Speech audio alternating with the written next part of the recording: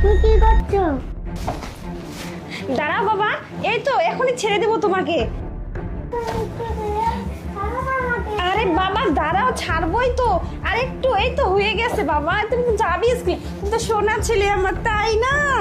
আচ্ছা বাবা, এই তো হয়ে গেছে, এখন তুমি স্কুলে যাও, ঠিক আছে? বাই বাবা। আমার ব্যাগটা তো ভাই ভাই লাগছে, নাও দেখি তো। এতগুলো টাকা কোন থেকে এলো এটা? মার ব্যাগে দেখি।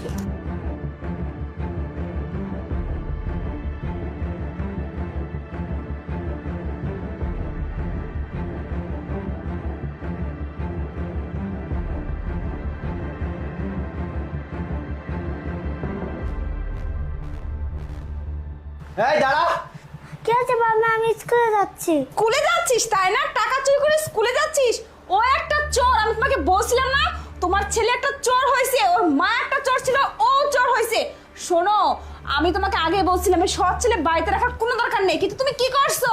তুমি ওকে বাড়িতে রেখে দিছো, না হোস্টেলে পাঠাচ্ছ, না অন্য কোনো জায়গায় রাখতে দিচ্ছ, আর দিনে দিনে চোর তৈরি হচ্ছে। না বাবা, আমি টাকা চুরি করিনি। দেখো প্রিয়া, তুমি শুধু শুধু বাচ্চাটার উপর সন্দেহ করতেছো। একটা ছোট মানুষ, ও টাকা চুরি করতে পারে না।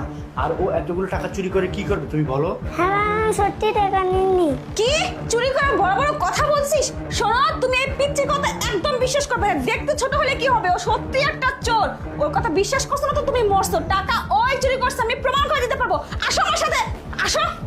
দেখো, ও বিশ্বাস না হয় ব্যাগ চেক করো, স্কুল ব্যাগের মধ্যে টাকা নিয়ে ও অন্য কোনো জায়গায় রেখে আসবে অথবা খাবে, বুঝছো? ও তো বোঝে না কত টাকা কি সমাচার, বোঝো নাই? ও তো জানে না বা বোঝে না যে এগুলো অনেক টাকা। ও ভাবি এগুলো দিয়ে তো মজা কিনে খায়। কোথায় কোথায় টাকা?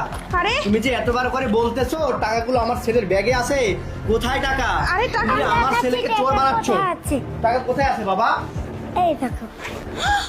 কি ব্যাপার? কি ব্যাপার? আমার ব্যাগে টাকা কি কি- কি করে আসলো? কি করে আসলো তোমার ব্যাগে টাকা? বিশ্বাস করো, আমি জানি না আমার ব্যাগে কি করে টাকা। ব্যাগের টাকা ওর ব্যাগে ছিল, আমার ব্যাগে ছিল না। টাকাগুলো তো তুমি বলছিলে আমার এই ছোট ছেলেটা চুরি করছে, সেই সূত্রে ধরে তো আমি এখানে আসলাম। অথচ টাকাগুলো তোমার ব্যাগ থেকে বেরোচ্ছে কেন? আমি বিশ্বাস। স্যার আমি বলি স্যার। বলো। আরে বলবো তো কি বলবি? আপনি চুপ করুন না। আপনার কথা অনেক শুনেছি, অনেক ভয়ে অনেক কাজ করেছি, কিন্তু স্যারকে আমি আজকে সত্য কথা বলবো।